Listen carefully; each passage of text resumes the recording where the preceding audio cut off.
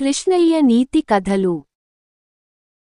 ఒకప్పుడు పచ్చని పొలాలతో నిండిన సీతారామపురం అనే చిన్న గ్రామం ఉండేది. ఆ గ్రామంలో రామయ్య అనే రైతు ఉండేవాడు. రామయ్య చాలా కష్టపడే మనిషి.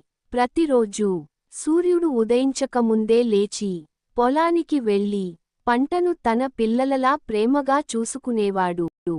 రామయ్యకు ఒకే ఒక్క కుమారుడు ఉన్నాడు. అతని పేరు రవి. కాని రవి మాత్రం తన నాన్నలా కాదు.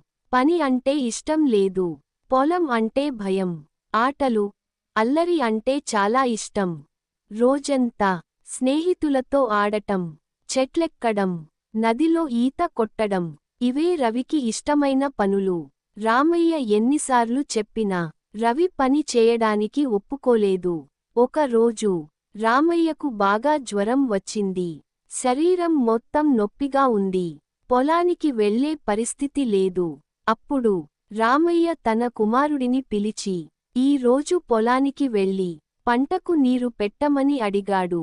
రవి మొదట భయపడ్డాడు. ఎండ, చెమట, కష్టం గుర్తొచ్చాయి. కాని తన నాన్న చాలా అలసిపోయి ఉన్నాడని చూసి మనసు కరిగిపోయింది.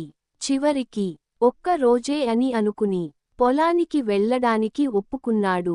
రవి తొలిసారి ఒంటరిగా పొలానికి బయలుదేరాడు. సూర్యుడు మండుతున్నాడు. భూమి వేడిగా ఉంది. నీరు మోసుకుంటూ నెమ్మదిగా నడుస్తున్నాడు. కొద్దిసేపటిలోనే రవి బాగా అలసిపోయాడు. నాన్న రోజూ ఇంత కష్టపడతారా అని తనలో తానే అనుకున్నాడు. చెట్టు నీడలో కొద్దిసేపు కూర్చున్నాడు.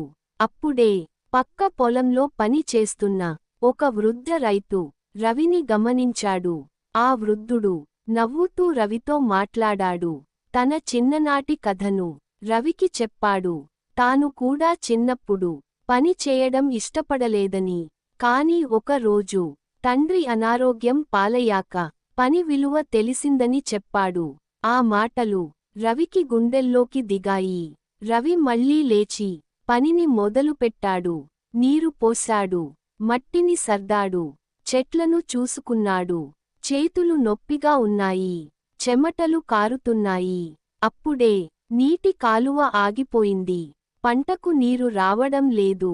రవి కొంచెం భయపడ్డాడు. కాని వృద్ధుడి మాటలు గుర్తుకు వచ్చాయి. ధైర్యం తెచ్చుకుని కాలువలోని రాళ్ళు, మట్టి తొలగించాడు. కొద్దిసేపటికి నీరు మళ్లీ ప్రవహించసాగింది. పంట ఆనందంగా కదిలింది. ఆ క్షణంలో రవికి చాలా ఆనందం వేసింది. నేను చేయగలిగాను అని తనలో తానే సంతోషపడ్డాడు. సాయంత్రం అలసిపోయి కాని చిరునవ్వుతో రవి ఇంటికి చేరాడు. తన నాన్నను చూసి గౌరవంతో తల వంచాడు. ఆ రోజు రవి పూర్తిగా మారిపోయాడు.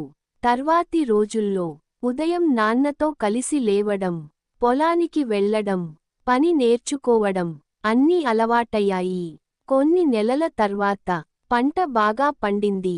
గ్రామస్థులు రవిలో వచ్చిన మార్పును చూసి ఆశ్చర్యపోయారు. రామయ్య తన కుమారుడిని చూసి గర్వంగా నవ్వాడు. అప్పుడు రవికి జీవితంలో ఒక నిజం అర్థమైంది. పని చేయడం వల్లే జీవితం విలువ తెలుస్తుంది. తల్లిదండ్రుల కష్టం అర్థం చేసుకుంటే మనసు మారుతుంది.